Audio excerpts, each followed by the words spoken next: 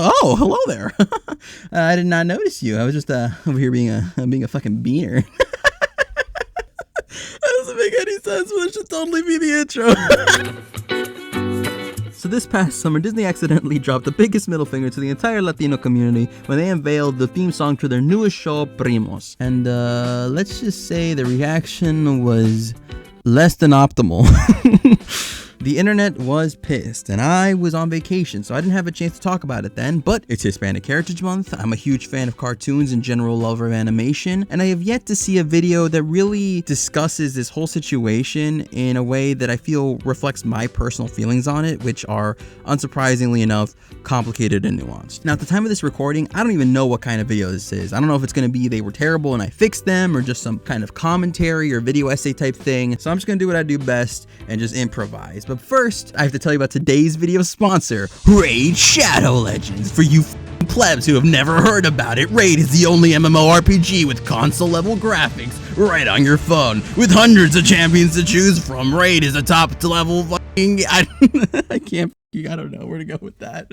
Oh, no. Could you imagine? No, but like, I have to acclimate you guys, because here's the thing. I finally decided to sell out and put myself in a position where I could actually make a living from all my hard work by actually releasing the stuff I make, instead of, investing months of my time and energy into them and shelving them because I don't think they meet my ridiculously high quality standards. So whether I like it or not, you guys are going to be seeing way more of me this year, especially next month. Like, I have a lot of stuff slated next month, and hopefully if my stuff is good enough and consistent enough, maybe somebody will want to throw some money at me, so that way I can invest it into future projects and stuff like food and clothes and maybe the rare luxury item like a Lego set, because I'm so broke.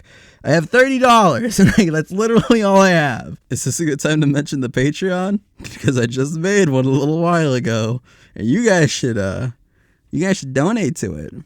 Or else. I'm playing.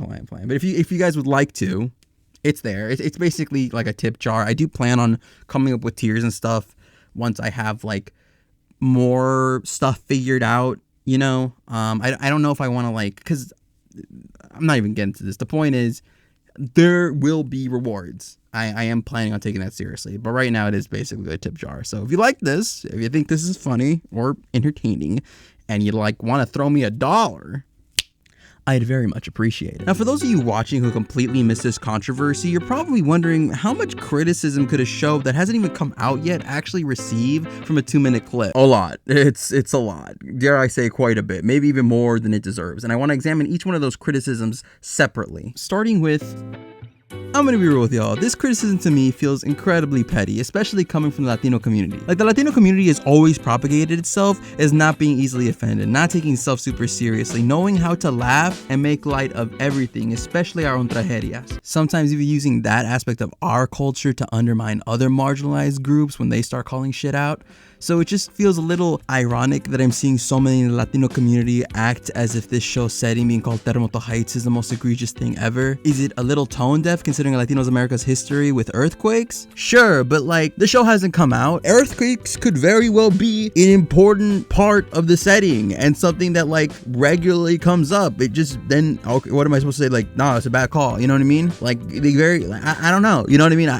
If not, then yeah, I think that's tone deaf. They shouldn't have called it that. And maybe a note I would have made is that if I was somebody who was overseeing the show, maybe I would have been like, hey, maybe we should cut this part of the theme song out. If this is gonna be the first, our first preview of this is more marketing stuff, you know what I mean? Where it's maybe that's not what we want to lead with, And second that, it's I remember people making a big deal about the shoes on the power lines and how that that's gang activity. But here's the thing, bro. I don't know about you, but most brown people, Latino people I know fucking grew up in gang riddled fucking place. I grew up in the ghetto, bro. My fucking next door neighbor was a drug lord, all right? I came back home from school one time and saw his ass getting pulled away by the fucking police, getting busted by the police. So if I was writing a show about my experience, I'm not gonna shy away from that. Like, what, we can't tell stories or have cartoons that do highlight the fact that like most Latino kids grow up in areas riddled with gang and drug activity. Like, that's just how it is, dude. And you still have a childhood, you know?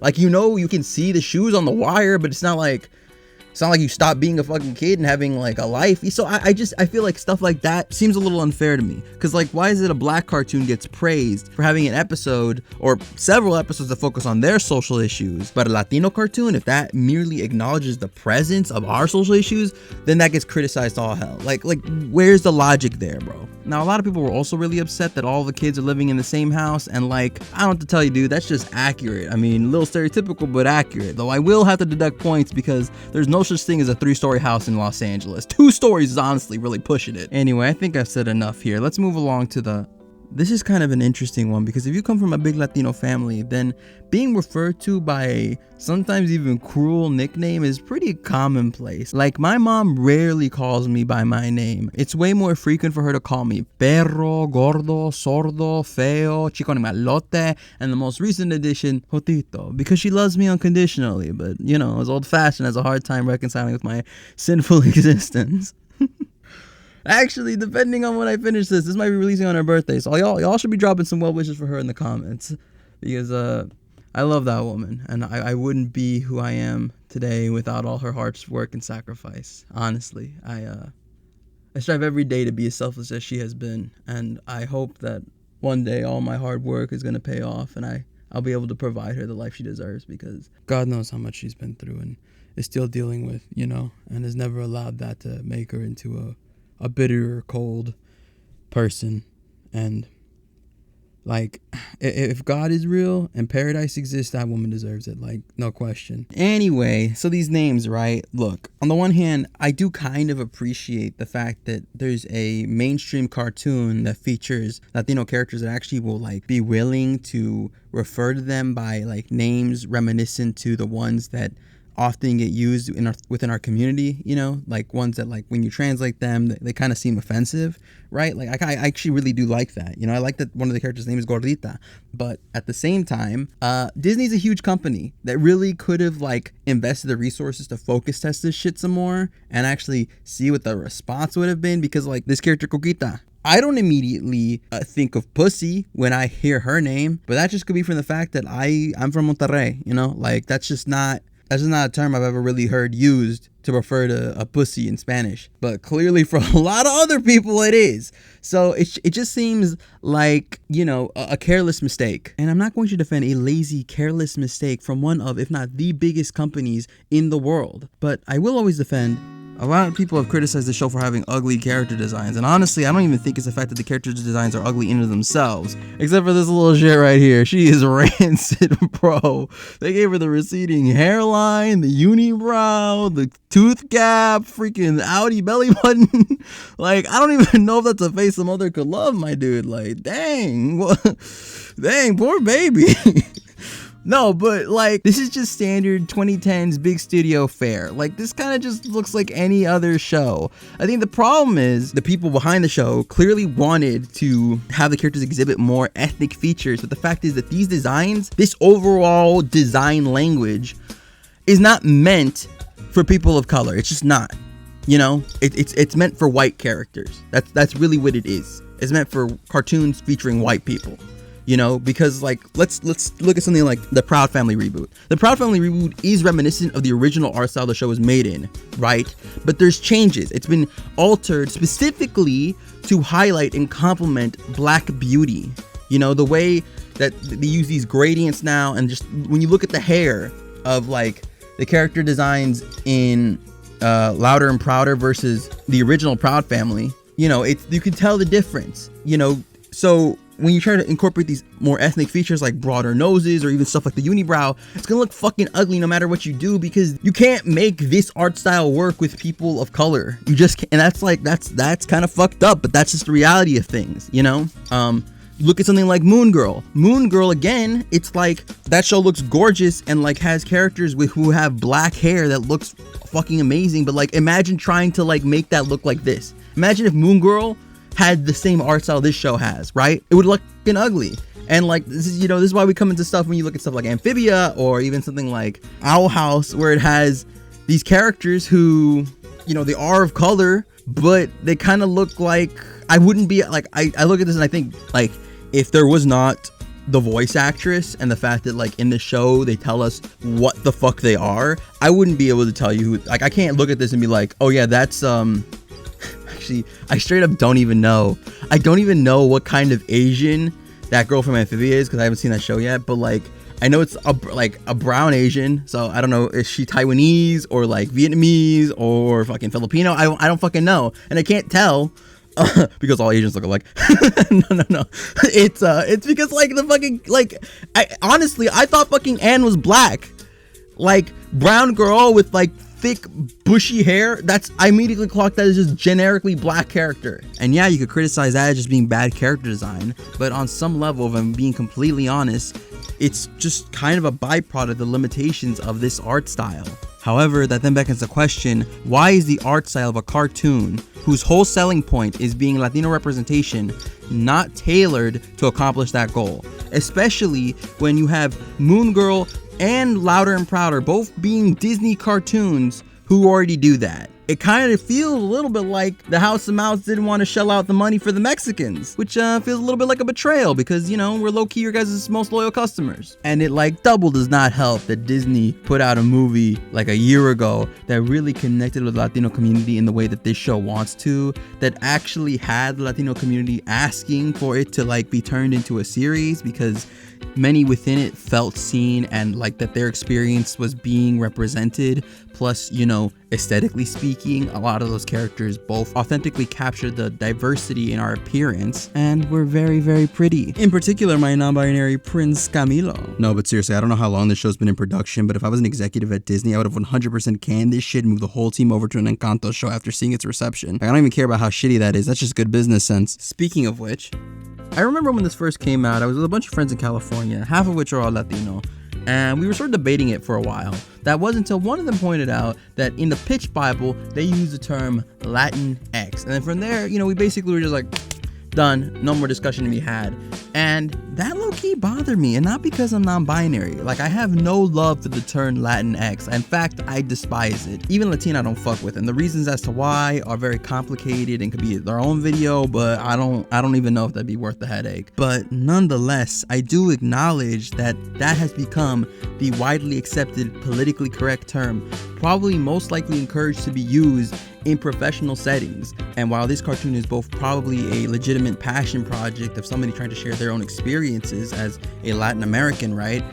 It's also a corporate product and needs to reach certain standards that is being overseen by like a board of directors or executives. And so I can't help but empathize with being in the very difficult position of not wanting to betray yourself and your own personal beliefs, but also recognizing you're in a position that most people from your background don't get to be in, and that in order to not just succeed but to keep that position, you kind of have to play ball.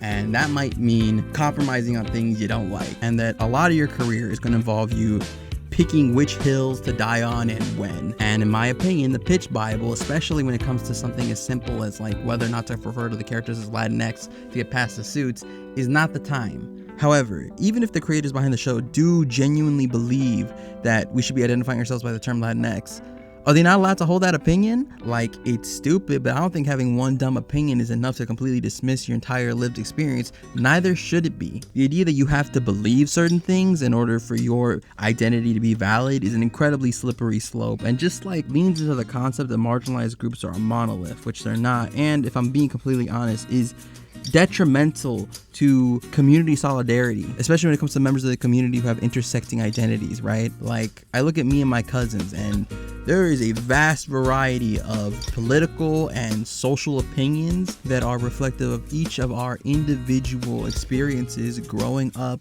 as Latinos in America. And if I'm being completely honest, sometimes those differences in opinion really do be leaving my head scratching and making me think, like, are you even Latino? Because, as somebody whose first job was doing manual labor under the table, I was treated very much from the ages of 17 to 19 like an undocumented citizen. I met a lot of undocumented Latinos in that line of work, and so I'm very empathetic to that situation. And sometimes when we talk about border control, because that will come up, especially when we're like seeing the influx of undocumented immigrants coming into the city, the opinions I'll hear them express low-key leaves me feeling like I'm hanging out with a bunch of Trump supporters, right? But I'm not gonna like sit here and pretend like they're not Latino all of a sudden for holding opinions that I think are kind of whack, right? And vice versa. I'm sure I've expressed opinions about gender, the patriarchy, capitalism, stuff like that they think is some woke white people shit. But you know what? Not a single one of them has ever tried to revoke my Latino card because of it. In fact, that's one of the main things we bond over, being a bunch of beaners. And that's kind of the main point I want to get across. I don't think it's right to shun or make somebody else feel like less of a beaner because, you know, they prefer that stupid term. That being said, there is one thing they should get shunned for.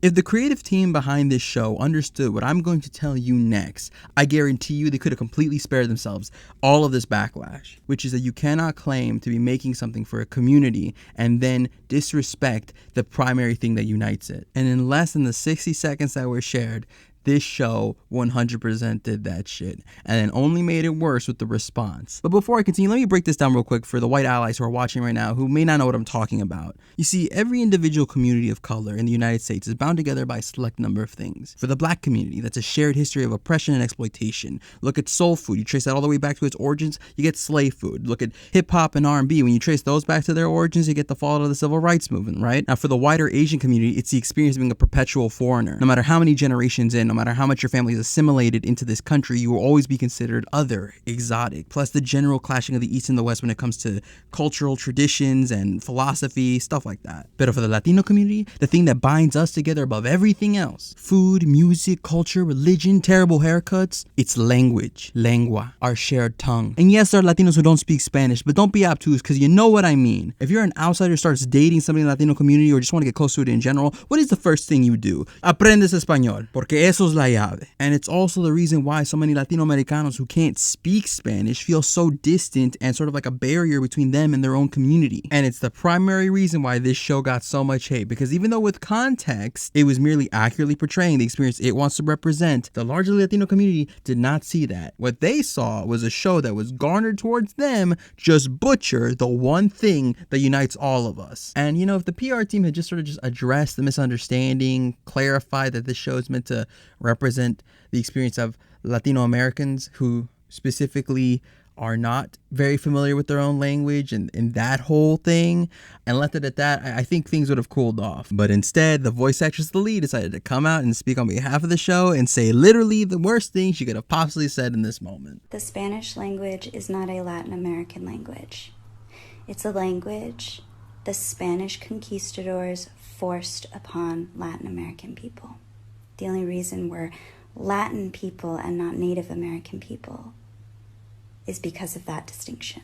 Now, this is something I've been wanting to talk about for a long time now, ever since I encountered it almost a year ago in a viral tweet that emerged after the release of Wakanda Forever in reference to Namor calling Spanish a hateful language, him being, you know, a Mayan who first experienced the language as an indigenous person being conquered by Spanish colonizers. Now, there's a valid conversation to be had here in terms of acknowledging the indigenous erasure and just overall problematic and negative aspects of Latino culture that is rooted in and is a byproduct of Spanish colonization, and putting forth the effort to accommodate the indigenous people who still live in Latin America, who held on to their culture and their way of life despite centuries of oppression and attempts to systemically erase them, right? And even encourage us to, you know, identify with that shared ancestry in the hopes of better integrating those individuals into modern Latin American society. Now, that I and many other Latinos have no problem with. What we do have a problem with is using that argument to vilify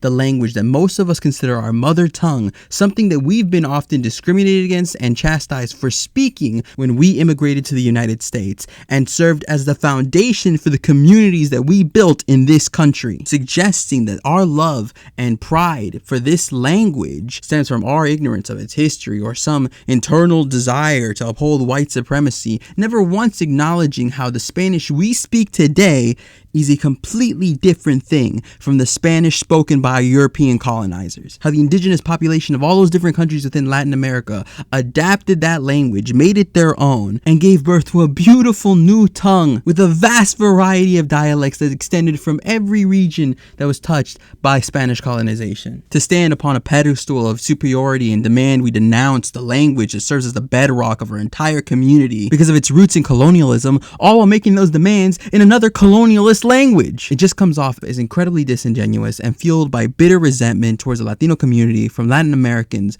who were never able to overcome that language barrier and who felt rejected by the Latino community at large for not being able to speak Spanish, which I'm not saying it isn't a problem, because it is. When I came back to the United States, my mom went through great effort to make sure me and my siblings did not have an accent, that we spoke perfect English, because of her fears of how much harder our lives would be in this country and what opportunities we would be missing out on if we didn't. A fear shared by many other Latino and immigrant families. A fear instilled into them to support white supremacy and xenophobia in America. In the end, I can't help but think about how tragic this whole situation is. I'm sure everybody who was behind this cartoon really just wanted to make something that would bring together the community that they have a lot of love and affection for, but accidentally ended up dividing it further. Hopefully when this thing finally does release, it'll be able to shake off the stigma and prove itself to be exactly what it wanted to be. A great piece of Latin American representation that accurately portrays the many varied experiences of Latino children growing up in the United States. It should probably change its theme song though. Oye, muchas gracias, compadre, for watching that 20-minute long video. I did not expect it to take that long. It's like almost 6 a.m. right now, and I'm supposed to like edit this all later, but seriously though, this was completely I keep stuttering. This was Thank you for watching. If you enjoyed this and would like to see more, you should definitely subscribe, because I will be doing way more of this, like I said, this upcoming month. Plus, I already have a couple videos that are somewhat like this. And hey, if you really like my takes and want to hear more of them more often, I also have a Twitter, so you can go find me there. And if you're feeling awfully generous and you really liked it and you want to make me feel special, Patreon. But in all seriousness, I appreciate you guys so much for watching, and I'm excited. I'm really excited to be making stuff for you guys this whole rest of the year and beyond, especially next week's video. I hope y'all are ready to get freaky fabulous, but until then, los vemos.